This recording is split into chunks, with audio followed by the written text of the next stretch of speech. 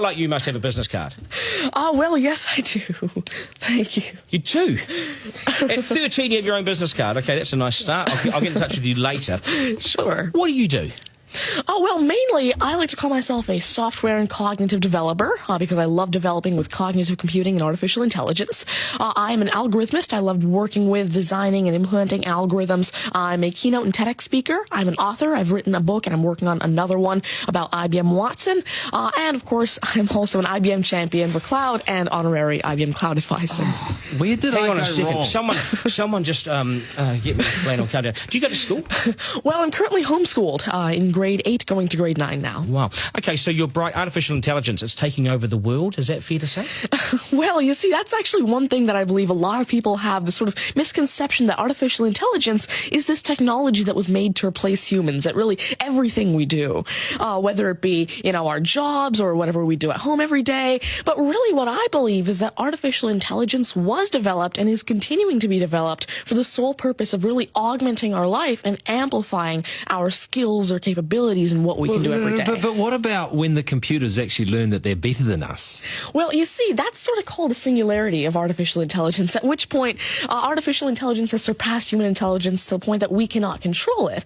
But really what I believe at this point, artificial intelligence, I won't go into the details right now since we're limited on time, but the thing is right now, artificial intelligence itself as a technology is so foolable and so primitive that either A, we won't reach that singularity point, or B, if we do, it's a very long ways off. Do you understand that, Mark? No.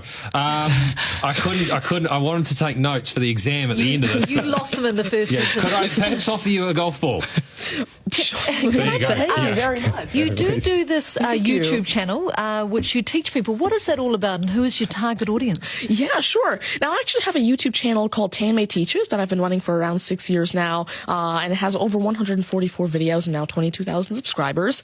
And so on it, I love to teach about computing, really programming, these algorithms that I develop, machine learning especially, math, science, and especially technologies like IBM Watson. Because, of course, I like to share my knowledge because I realize that there's this lack of resources for people to learn about technologies like AI, which is why I absolutely love sharing my knowledge through, of course, these YouTube videos, the books that I'm authoring, the keynotes that I have, and really Watson comes in here in such a great way because Watson allows me... What's Watson?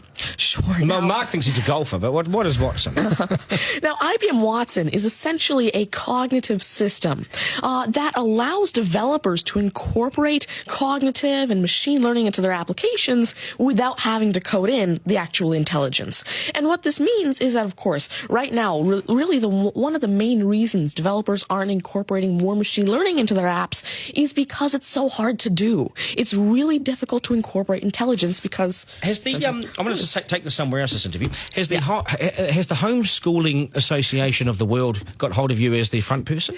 Well, there is actually a Homeschooling Legal Defense Association, I believe, HSLDA in Canada, and I actually had a keynote for them last year in Niagara Falls. You're the poster boy for homeschooling, aren't you?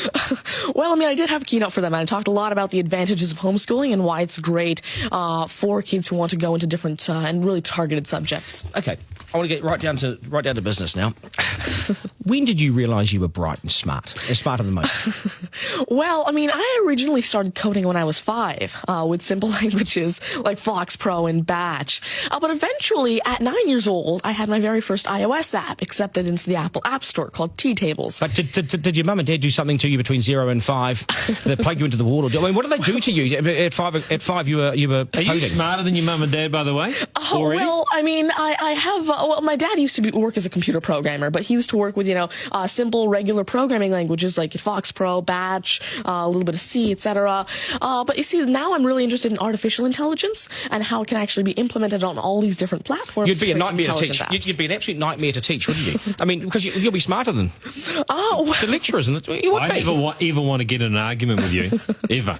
But I would like to see you on a quiz show because I think you would nail that. Well, you see, there is one thing that I've been working on, and it's essentially an app called Ask Tanmay, an NLQA system, And so essentially it's a system that can take your natural language questions and answer them for you using Watson and artificial intelligence. And actually, the original reason why I made Ask Tanmay, there's an Indian version of the Who Wants to Be a Millionaire show called KBC, which I originally wanted Ask Tanmay to play. So that actually ties in quite a bit with what I wanted to do. It's nice to see you. Do you get because you're homeschooled? You wouldn't go to school dances and things like that, would you? School socials and things. Do you Oh well, I actually used to be regularly schooled until grade 6. Right. Then I became homeschooled, and so of course I still do have my This is friends still from a school. victory for public schools. Take that golf ball Yep. and bring it back to me when you've actually worked out a way in which it'll always go straight. Because I think you could do it. Technically, using a genetic algorithm or something. I knew there'd be an answer. Hey, it's brilliant to meet you. You're a complete inspiration. Thank you. And I hope my son was watching, a 7-year-old son. Message to Buster Garner, you got work to do, mate. Do your homework, and we got to sharpen things up. Nice to see you. Thank you very All much. the very best. Thank You're you. amazing. Thank you. You're amazing. Okay, news is next, and then we are joined by today's panel, which won't be as smart as this guy, but they'll still be good, and we will head back to some of the beach as well for a game of 9 and 10. So much pressure now on the contestant of 9 and 10 just to rip through it and get it right. It's coming up after 8.